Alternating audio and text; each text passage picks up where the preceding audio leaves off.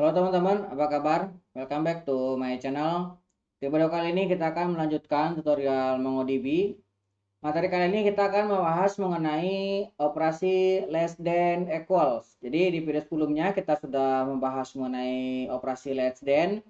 Nah, kita kali ini akan membahas less than equal. Jadi bedanya sedikit ya. Kalau less than kan lebih kecil dari value yang kita tentukan.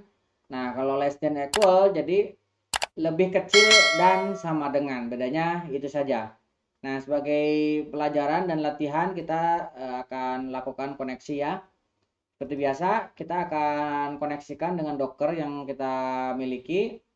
Nah, di sini kita akan masih menggunakan database inventory yang pernah kita gunakan di video sebelumnya. Nah, saya akan membuat new playground. Oke. Ini playgroundnya akan saya hapus. Nah, kita akan buat baru ya. Saya akan buat konstanta mydb sebagai variabel untuk nama database kita. Nama database kita inventory. Oke, ini. Kemudian di sini kita akan use namanya mydb. Ini ya. Kemudian kita akan cek db-nya apa. Kita coba jalankan ya. Ini sidebar-nya akan saya tutup supaya lebih lega ya. Oke, kita sudah bisa mendapatkan database-nya yaitu inventory.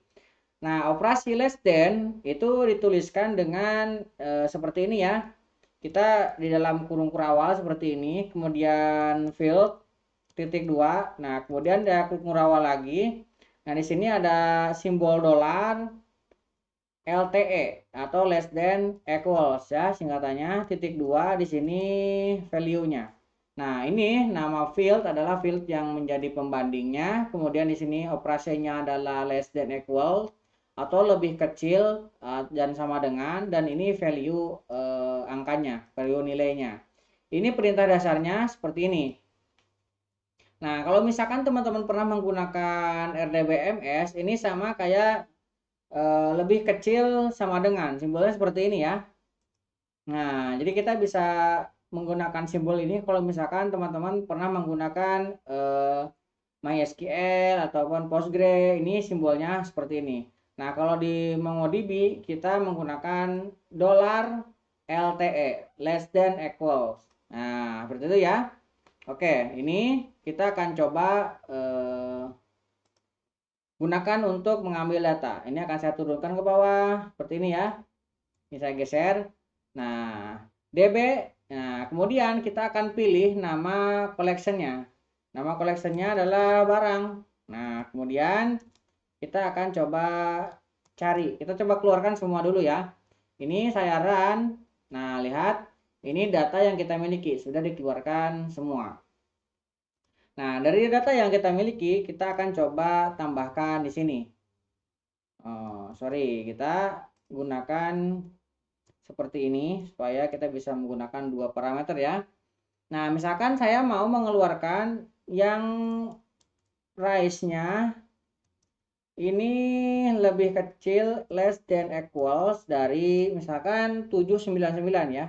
799 seperti ini. Ini akan saya jalankan. Nah, lihat kita berhasil mendapatkan datanya. Perhatikan di sini kita price ya. Di sini ada price.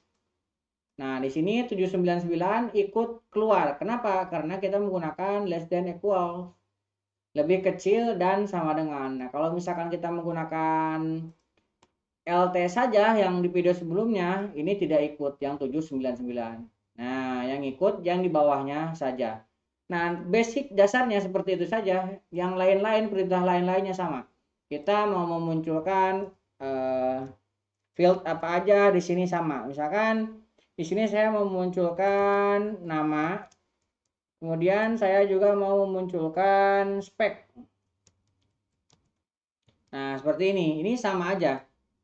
Jadi kalau kita menggunakan less than dan less than equal, perintah yang lainnya sama, hanya simbol dan fungsinya saja yang berbeda. Nah, itu ya kalau misalkan kita menggunakan perintah less than equal dengan angka. Nah, sekarang bagaimana kalau misalkan kita mau menggunakan LTE ini untuk embedded dokumen? Sama aja ya dengan yang less than. Nah, kalau embedded dokumen kita sama ambil db.barang, kita find lagi. Nah, di sini kita gunakan petik juga sama dengan yang less than. Misalkan kita ngambil spec dot screen. Nah, spec dot screen misalkan kita akan mengambil ini yang dolar LTE titik 2. Nah, misalkan kita akan mengambil screen yang lebih kecil sama dengan 6,5. Oke, kita coba jalankan. Lihat di sini screen yang angkanya 6,5 juga ikut karena LTE less than equals. Nah, semuanya muncul. Untuk field lainnya sama saja. Kita bisa menggunakan koma untuk pemisah dan satu untuk field yang dimunculkan. Sama ya. Nah, itu. Kemudian kita juga bisa menggunakan LTE ini untuk tipe data array. Nah, tipe data array kita bisa gunakan db.barang sama. Nah, kita coba cari. Nah, data array misalkan contohnya ini storage ya.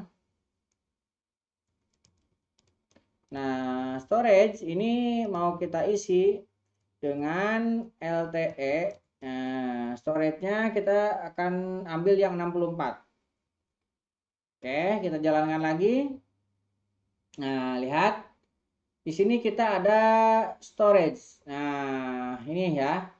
Di sini yang ada 64, 64-nya juga ngikut. Kemudian, nah di sini ada yang lebih 64-nya pas-pasan nih. Ini tetap keluar karena kita menggunakan operasi less than equals. Nah, itu kalau misalkan kita menggunakan array sebagai parameternya. Nah, kita juga bisa menggunakan det sebagai parameter. Nah, untuk yang lain-lainnya sama ya. Ketika ingin mengeluarkan field yang lain, gunakan cara seperti ini. Sama dengan materi sebelumnya terkait dengan less than. Ini hanya operasi perintahnya saja yang berbeda. Oke. Untuk kegunaannya hampir sama. Oke, db.barang. Nah, ini kita akan coba keluarkan. Misalkan ini release date ya. Release date. Nah, kita akan ambil LTE. Nah, ini kita akan ambil dari ISO date. ISO date. Nah, kita akan ambil dari 2015 0101. Nah, misalkan seperti ini ya. Ini saya kecilkan sedikit. Oke. Ininya kita run. Oke. Lihat di sini semua data yang lebih kecil sama dengan dari tanggal 1 bulan 1 2015 akan dimunculkan. Oke. Nah, itu untuk tipe date. Jadi ini tidak akan terlalu jauh ya. Karena ini sama aja dengan less than secara penulisan, hanya kalau less than equals yang sama juga akan diikut sertakan dimunculkan. Itu aja bedanya. Jadi kalau teman-teman sudah paham mengenai less than, penggunaan less than equal, hanya tambahkan sedikit pemahaman bahwa less than itu yang di bawahnya, less than equal itu yang di bawahnya dan sama dengan. Itu aja ya. Oke, mudah-mudahan bisa membantu teman-teman. Buat teman-teman yang belum subscribe, jangan lupa subscribe dan nyalakan tombol loncengnya. Sampai ketemu di video selanjutnya.